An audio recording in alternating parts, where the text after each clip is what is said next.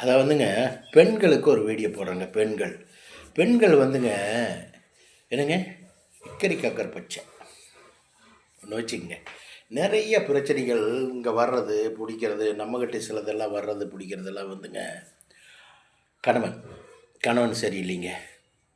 நீ அடிக்கிறானுங்க, தண்ணி போட்டு வந்து உதைக்கிறானுங்க, சாமி என்ன பண்ணுறது ஏது பண்ணுறது, ஒரு ஐடியா கேட்குறாங்க. இது என்ன காரணம் சொல்லுங்க பார்க்கலாம். என்ன காரணம்? நீங்கள் கல்யாணத்துக்கு முன்னாடி அவர்கிட்ட நீங்கள் ஒப்படைக்கும் போது நீங்கள் சுத்தமான வெண்மையான நிறம் மடியிலேருந்து பசுவிலேருந்து கறக்கிறமல்ல பால் விழுகும்போது நம்மளுடைய குண்டாவில் விழுகுது இல்லைங்களா? விழுகும்போது தூயமான சுத்தமான பால் விழுகுதல்ல, அது மாதிரி நின்று அவர் கல்யாணம் பண்ணிட்டீங்களா? கேள்விக்கு பதில் சொல்லுங்க. நீங்கள் கல்யாணம் பண்ணிட்டீங்களா? சுத்தமாக இருந்தீங்களா? யாரையும் அந்த மனசில் யாருமே நினைக்கலையா? இளமை காலத்தில் கடவுள் மேலே பாரத்து போட்டு வாழ்ந்தீங்களா?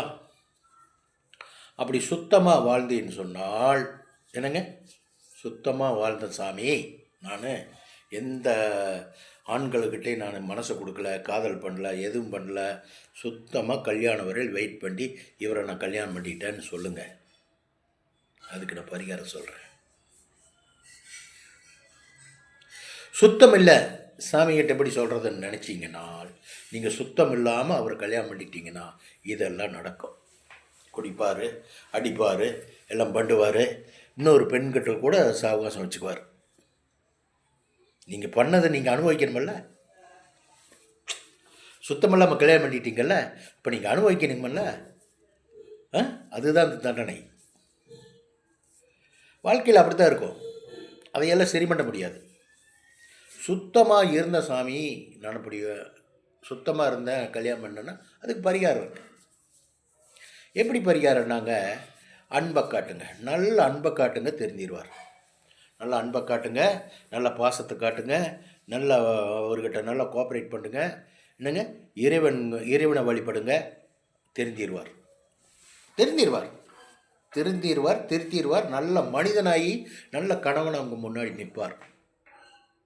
சரிங்களா?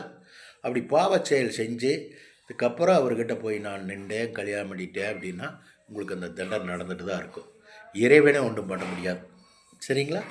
பாருங்கள், சுத்தமாக இருக்கணுங்க. நம்ம பக்கம் கரெக்டாக இருந்ததுன்னா எதையாக இருந்தாலும் மோதலாங்க. என்னங்க, நெஞ்சில் தகரிமாக இருந்தால் நிமிர்ந்து நிற்கலாங்க. அது மாதிரி தாங்க நாம் சுத்தமாக இருந்து நமக்கு ஒன்று பட்டுச்சுன்னா நம்ம எதாக இருந்தாலும் ஃபேஸ் பண்ணலாங்க. சரிங்களா? பாருங்கள்.